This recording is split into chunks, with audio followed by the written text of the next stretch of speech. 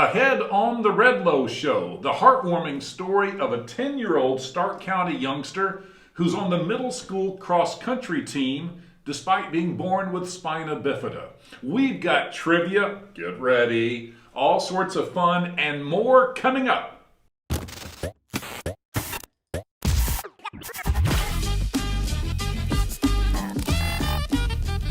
Welcome, I'm Charlie Adams. And I'm Candace Brown with Redlow Group.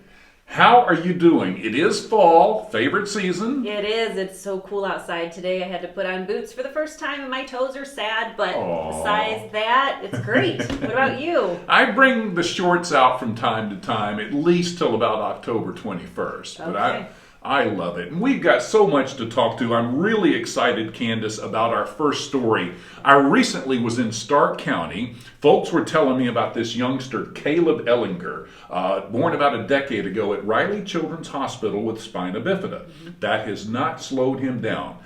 I learned that his best friend, Beck, is on the cross-country team at Knox. So Caleb decided to do it in his wheelchair. So in this story, I had a chance to interview his mom and his coach, Coach Schreiber, who has served in the Army leadership overseas and is school resource officer and coach. And I just had a chance to get out on the course and see this youngster, Caleb Ellinger, in action. Here it is. This is Knox fifth grader Caleb Ellinger, who was born at Riley Children's Hospital just over 10 years ago with spina bifida.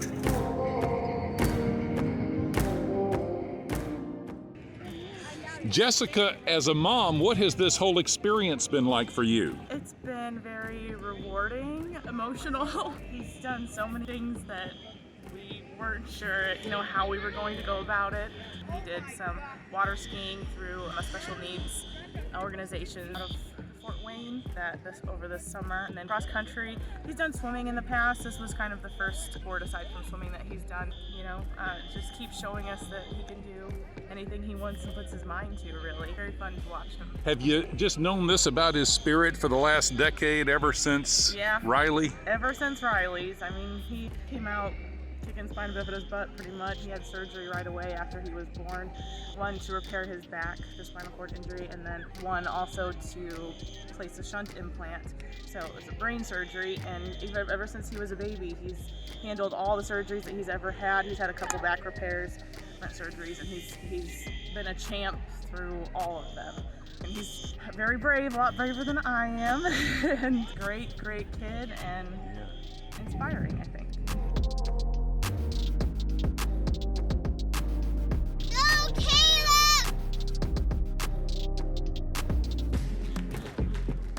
Coach, tell me how this all came to be. So, middle school was in need of a cross-country coach. My son came home and says, Dad, I'm going to run cross-country with Caleb, a good friend of his class. So, found out that in fact needed a coach, so stepped up, decided that we were going to lead this great team. It's just what we've done. So, Caleb and Beck, again, they've been good friends for a number of years now. And in conjunction with the rest of their students here at KMS, came together as one, and they root one another on. So Caleb is truly the heart of the team. He really provides great inspiration for everyone, not just here at Knox, but other schools as well.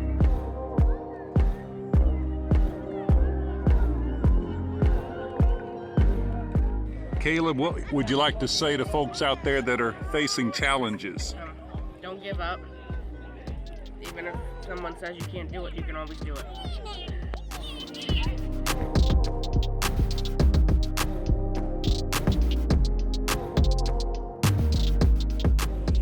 I tell you, Candace, it was an honor to meet him, the family, and everyone there in the Knox schools. Absolutely amazing. It is. What a fighter. I love it. And the youngsters that helped him that day, Reese, John, and Beck. And I also ran into Pastor James Adcock of Bible Baptist Church in Stark County, and someone told me he went down to Riley Children's Hospital a decade ago and prayed over that youngster when he was born. Oh, I love that. And he's on the course. Yes, and James was out there watching him.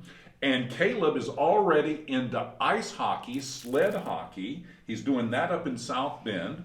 He also has done and will keep doing turkey tracks hunt And you're familiar a little bit with that, right? Yeah, a couple of years ago, my husband had the chance to speak at one of their events. Absolutely. Well, he has done that, and he lifts at Hard Knocks Gym in Stark County with Eric Keene. So, Caleb, thank you for inspiring so many people.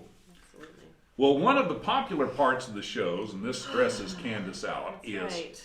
you get to take part in trivia. So we've got this dramatic music underneath, and these are questions about our area. Are you ready? I guess. Monticello was founded in 1834. It was named after, you have two options, a man named Monta who played the cello, or Thomas Jefferson's home. Thomas Jefferson. Yes. It really was, yeah, Monticello. Now, there is a fella that graduated Twin Lakes High School named Gregory Wasson. And he went on to Purdue, met his wife to be there, and graduated, and went on to be CEO of a major company from 2009 to 2014. Gregory Wasson. Was it? You've got four options. Pizza King A, Subway B, Walgreens C, or Bud's Bait Shop of Buffalo, Indiana. Walgreens. You are right. Oh, good. That was just a guess. You got it. That's a big deal. So he was born in Lafayette, grew up in Delphi. The family moved to Monticello. He graduated Twin Lakes High. So he goes down to Purdue, majors in pharmacy, and he's an intern. 1980, he goes to be a training person for Walgreens in Houston, and within months he's managing a store and later CEO. Look him up sometimes, folks. He really accomplished a lot. Next one has to do with North Judson, okay? The area known as North Judson was originally known as A, Blue Jay Land, B, where Bailey's is, C, Brantwood, or D, Kentucky North. Kentucky North. Brantwood. Oh. I mean, it would be known as Kentucky North, but it originally was plotted about almost a mile northwest of town and was known as Brantwood. Oh. And there's the old Brantwood restaurant with the famous Italian beef. Yeah, John Rao to this day stands outside it and longs for the Italian beef. They were so good. So Winnemac is next. The name Winnemac came from the Potawatomi Indians' name for A, deer, B, strong Wi-Fi service, C, catfish, or D, tomahawk. Oh. I bet you missed this one. It's not strong Wi-Fi service. Okay. I'm going to say deer. Catfish. I knew you'd say Really? deer. Yeah, I mean, trying to drive to or through Winnemac there, I mean, so many times. Close calls with deer. I once hit a catfish. That's a story in itself. But it was, Willamette is the Potawatomi name for catfish, and eventually it became Winnemac. Okay. Now, my last trivia question is, in the early 20th century, Eli Green lived in North Judson. Early 20th century. He had an affliction. He possessed no blank. A, ability to taste. B, sense of feeling. C, ability to Knox. Or D, he possessed no compassion for Knox fans. So which one was it? Taste. No sense of feeling. No sense of feeling. It happened after working in heavy cold rain, and old Eli could feel nothing. You could stick a knife into him, kind of like in Ricky Bobby Talladega Nights, for those that have seen that scene. You remember? Yeah. Anyway, his buddies put him in an oven one time, not his head. He didn't feel anything. And the museum in Chicago wanted him to be an exhibit, and he declined. Okay. That's interesting. Well, each week on the Redlow Show, each edition we like to pay tribute to someone that helped make our communities what they are. Sure. And today is a fella that Candace actually heard once. We pay recognition to the late Joe Smrt. In 1944, this North Judson-born boy served in World War II in Europe, serving in the legendary General George Patton's famed 3rd Army Combat Engineer 94th Division, most notably in the Battle of the Bulge that winter. He was awarded a European medal with 4 Bronze Stars, and he was part of 4 separate military campaigns. Wow. An amazing man. When he came back to Stark County, he was county surveyor for 7 terms, and he would go out in his full uniform from the war and do presentations at Veterans Day, and you once saw him in a class. Yeah, I don't remember what grade I was in, but he came to talk to our class. We kind of had the chance to interview him about his experience in the war, and it was really incredible. But I just remember him getting so choked up a couple times before he could finish his answers. But I do remember that. How He's a about great that? man. Yes. He passed about 8 years ago this past week at 98. Wow. And he was married to Ursula Kelly for 63 years, 4 kids. So people like Joe Smrt make our communities what they are. Absolutely. Well, Candace has some inside scoops, some helpful knowledge when we talk about real estate, the thrill of getting a home, about pre-approval letters. Yes. So today, pre-approval letters, and basically what is changing with those in this market. So pre-approval letter basically is just a letter from a lender saying what kind of loan you can be approved for, and the basic terms of the loan based on your financial history, your income, your debt to income ratio, all of those things. And it's super important to have one of those before you start your home buying adventure, for a couple of reasons. One, to know if you can qualify for a home, and 2, what kind of home you can qualify for. There's nothing more disheartening than showing homes to people and not already having their pre-approval letter. Maybe they fall in love with the house, and without that pre-approval they can't pull the trigger and put an offer in, and maybe the house isn't available then when the pre-approval's ready. And so super important to take care of that first. And then also, with the market as crazy as it is right now, the interest rates are riding a roller coaster, changing daily, sometimes multiple times in the same day. And so one of my favorite lenders said it would be great to keep good communication with your lender if you're already working with somebody, touching base like every 15 days to make sure that your pre-approval letter is still accurate. They used to last 60 to 90 days, but not anymore with the way the interest rates are changing. So important to keep close contact with your lender. And if you are looking to buy a home or sell a home, Redlow Group's here to help. Absolutely. You can contact us at one of the phone numbers on the screen or our website, redlowgroup.com. Facebook page, Redlow Group, Yes, right here. right here. Send us a message. So we also have a great group of lenders that we work with. If you need help getting the process going, we'd love to help you. Well, we all love to travel. Ahead, we're going to tell you about some cool things going on today, Saturday. But speaking of travel, any trips for the Brown family coming up? Yes, we're going to Florida in a couple weeks. Oh. Can't wait. My kids love the beach. Tim never thought he'd be a beach vacation guy, but he loves to chill, and so we have found out that the beach is the best place for our family to get away and relax. That is Fresh in the awesome. water. Yeah, we're looking forward to it. I'm going to do a Travel by Bridget group trip next week down to the Smoky Mountains. And beautiful. I love group trips. So for this segment, I've got some funny travel stories, some from group travel, some from not. Candace, one time I was on a group trip to Alaska, and we went to Juneau, and we went into the Red Dog Saloon. And there was a sign that cracked me up. It said, "If our food and our service does not meet your standards, please lower your standards." That's good. That is honest. Yeah, what the heck, lower them, come on.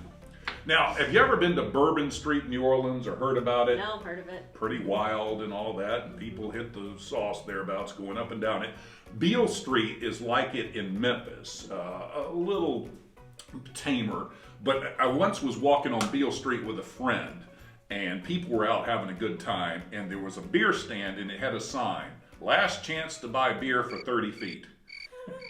Because there were so many of them, and I thought that's pretty funny. Was on a cruise one time, and I was looking out at the sunset and railing, and there was this lady with a group. I didn't know her, and she just turned to me and she said this now, "I like being on the ocean because it makes my butt look small."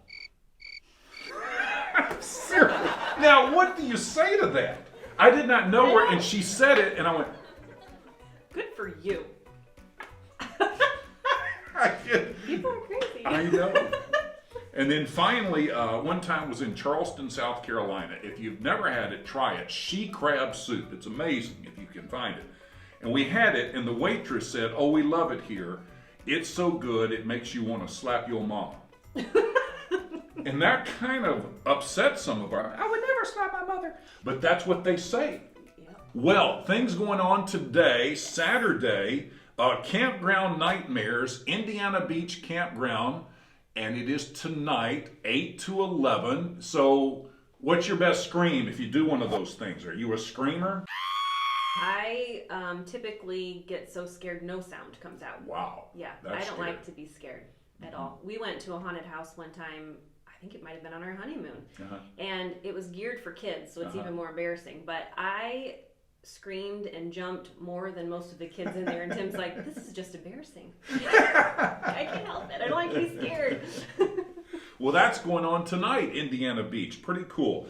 In Stark County, Harvest Hustle is going on this morning, heart of downtown North Judson, Lane Street near the front room, and it's a benefit for Hope Restored Recovery Home. If you get there between 9 and noon, great food, pulled pork, chili. You're going to be out there. I am. I'm going to be set up trying to spread the word for Habitat for Humanity for Stark Pulaski counties. Okay, so Harvest Hustle. Now some folks at 9 will do the run or the dog walk, which you can sign up for a little before 9. But this Hope Restored Recovery Home, everybody putting together, it's going to make a major difference for men transitioning back in from addiction.